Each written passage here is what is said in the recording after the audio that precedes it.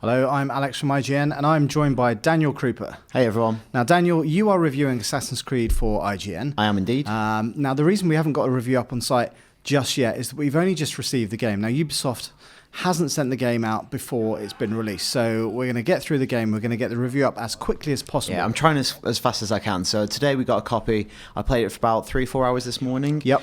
So we thought we'd just give you some of my kind of first impressions of the game and just give you a look of it. Yeah, so this is about an hour and a half into the game. Yeah. First impressions, at least for me, looks a lot like Black Flag. Yeah, I think very much it feels like a direct sequel to Black Flag, even though we do have a new assassin.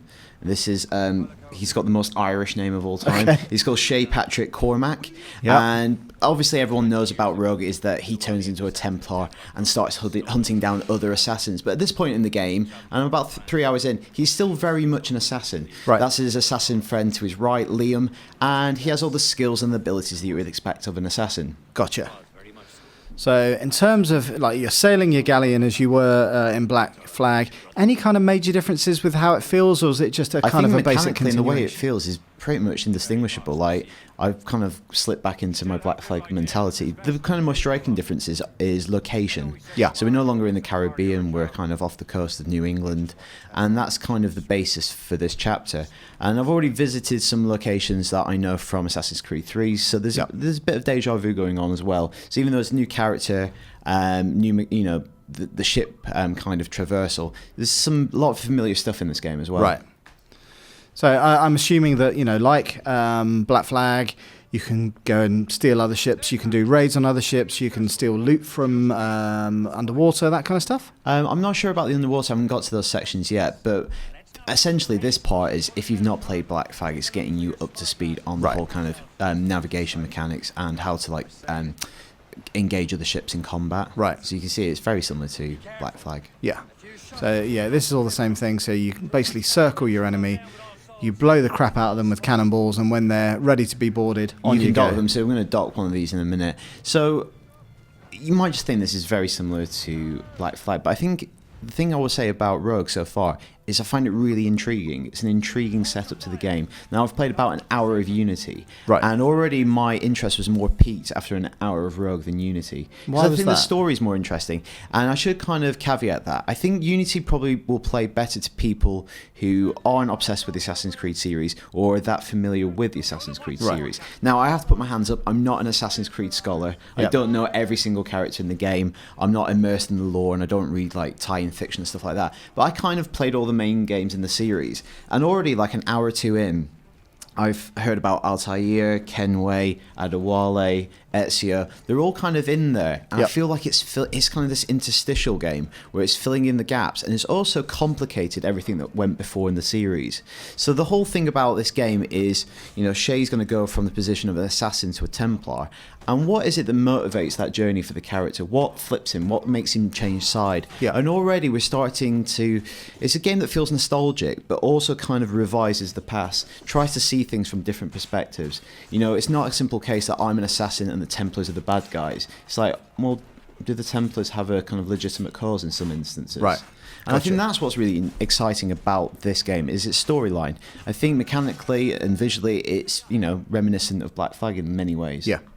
And as you say, the setting itself feels a lot like Assassin's Creed 3 in places, but obviously here you're spending an awful lot of time on the ocean. Now, I'm assuming that it's just like any other Assassin's Creed game. This is one part of the game. You'll be running around. So where did you say it was set again? It's set off kind of North America. So kind of snowy wastelands? Yeah, there's going to be North American cities you can visit and so on. But, we know from the trailers that you go to the Arctic as well. Yeah. And that actually becomes a mechanic. You'll see that kind of distinguishes it from Black Flag visually. Is it's not tropical. You'll see you can't swim too long in the waters because you'll get frostbite. Gotcha. It's a bit more kind of moody and gloomy, which I guess kind of suits what the subject matter is going to be about. Yeah. So in terms of visuals, obviously this is running on PlayStation 3 and Xbox 360. Unity is on PS4 and Xbox One. What are your kind of impressions in terms of how it looks? Well, apart from that, obviously, it doesn't feel as pin sharp as I think Black Flag again is another good comparison because that came out on both systems, Yeah. both PS4 and PS3 and Xbox One and Xbox 360, and it seemed like the same game.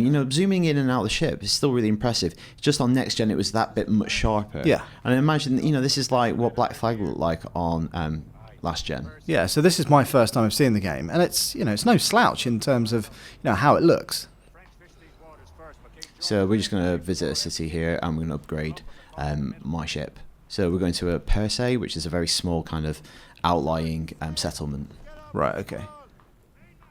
So what are the kind of upgrades that you can do to your ship? Like better cannons, Yeah, improved all that strength sort and of hull, stuff. that kind Yeah, of exactly, exactly. So we just need to fortify it before we can go on to a more advanced mission. stuff. Right. Okay. Yeah, and I should say that there is the kind of dual reality that you get in most Assassin's Creed games. You do get spat out of the Animus and you're in Abstergo Industries, like you were in Black Flag. And that stuff, again, is in first person. It's not like you're controlling Desmond or some kind of other avatar or other character. It's all first person. And again, it has a kind of playfulness to it that Black Flag did. Right. Okay.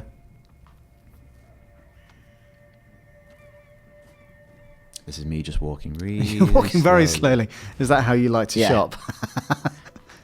Just doing a bit of window shopping, Alex. So yeah, I thought I'd just like run around and give you, this is what you expect from Assassin's Creed. Exactly. So There's very that- fluid. Yeah, and it's that thing where it's a bit like 4 and a little bit like 3. There's not massive cities to navigate right at the beginning. I've collected some prosperity, Alex. So what does that enable you to do? It increases the amount of money you can collect. So again, maps are full. You see this. This is exactly again like Black Flag. I keep saying that, but it's one of my favourite things, collecting the sea shanties. So your crewmates will sing when you're Right. sailing the ocean blue.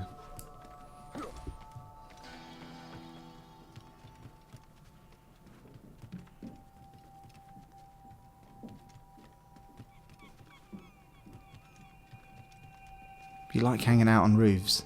Well, they're very nice roofs.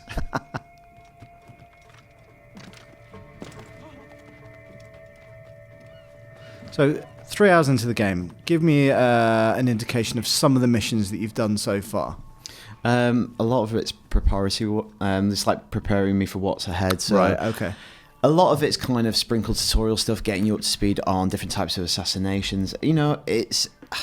It's annoying that still has to be done, but you have to acknowledge the fact that new people might be playing the Yeah. series, and the series has been around for a long, long time, so there's a lot of stuff to take on board. Yeah. But yeah, it still feels very kind of the mission types and the mission variety are very similar to what I've done before in previous Assassin's Creed Right. games. But the thing is, I found that with Unity though. I've played about an hour's worth of Unity, and pretty much all I've done so far is chase after people. Mm-hmm. Then when I found them, they've chased after me. That's pretty much all I've done so far. Yeah, so I've done a lot of sailing and exploring. So this is showing you all the kind of upgrades you can acquire throughout the game. So there you go. That's your ship. What's your ship called, by the way? I'm not sure. Okay, fair enough. But there it is in all of its glory. Yeah, I think, considering this is running on a console that's kind of 7-8 years old, I think it looks pretty decent. Yeah, I wonder if they're going to re-release it on next-gen consoles at some point. If it really is kind of paying that much kind of fan service to games of old, then it kind of makes sense, right? Yeah, I wonder, obviously they want to, pique your interest at the beginning of the game, but they do really set it up at the beginning that you're going to uncover some big secrets that kind of problematize the assassin's, objectives and cause you to question. Imagine if they did an entire spin-off series where there's a Templar series and an Assassin's Creed series running in parallel. Yeah. See, I wonder, the other thing, this is me purely thinking of stuff on the fly. I don't know if it's happening. But an Assassin's Creed HD collection that had all of the Assassin's Creeds Yeah. remade, that'd be a hell of a package. So here we're sailing to the fort on Anticosti again. It feels like you're building up to some big missions ahead. Yeah. So you're kind of acquiring stuff, building up your crew, and so on.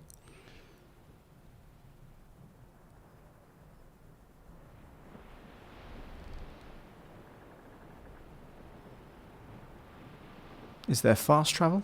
Not There- that your sailing isn't beautiful. It's and- beautiful, Alex. Yeah, there is fast travel for Okay, places good. that you've already visited. But no, I'm enjoying the. It's camera work, Alex. I'm enjoying the lack of scenery.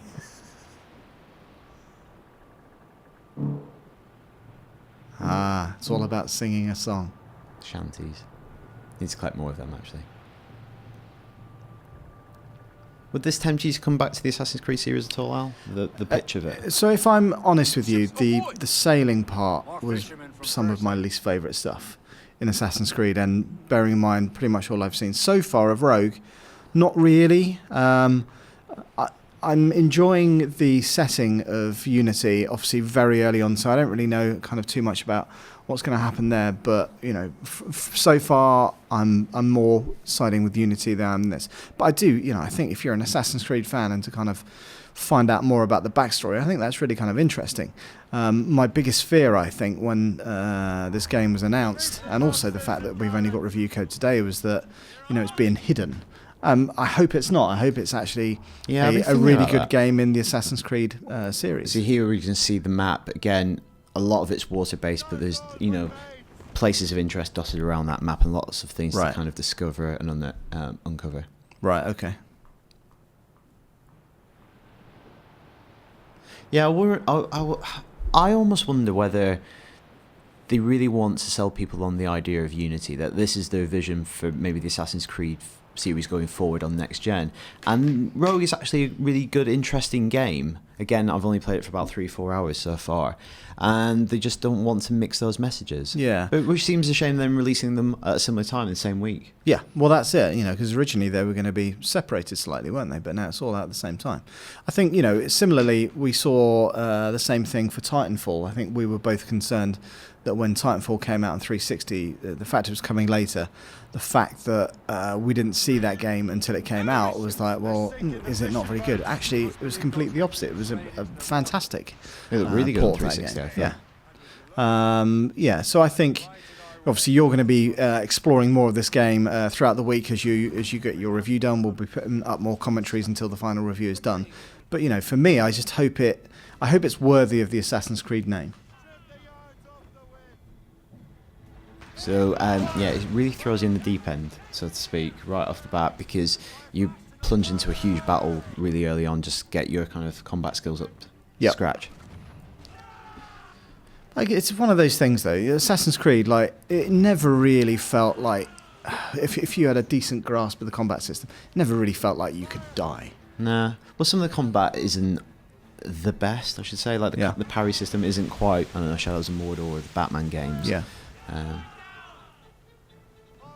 And again, you know, I kind of thought that with Unity as well. Having played Mordor a lot recently, you do notice the kind of shortcomings. It is, you know, it's not a huge difference, but you know, I guess I'm an assassin. I should feel invincible, but I just felt a little bit too kind of tough, I guess.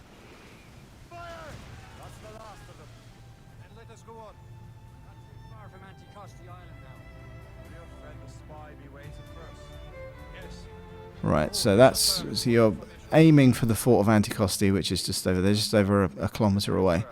As interesting as it has been to see all of this kind of water-based stuff, I personally am looking forward to seeing more stuff on land, see how the game kind of differs there, because, you know, big whale. Sorry.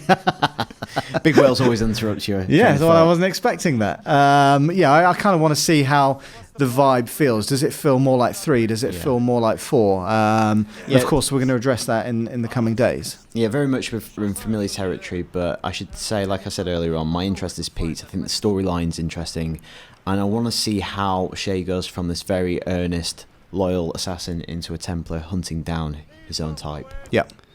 So that's your first look at Assassin's Creed Rogue. Daniel will, of course, be updating you throughout the week as he completes his review. But for all things Assassin's Creed, keep it locked right here on IGN.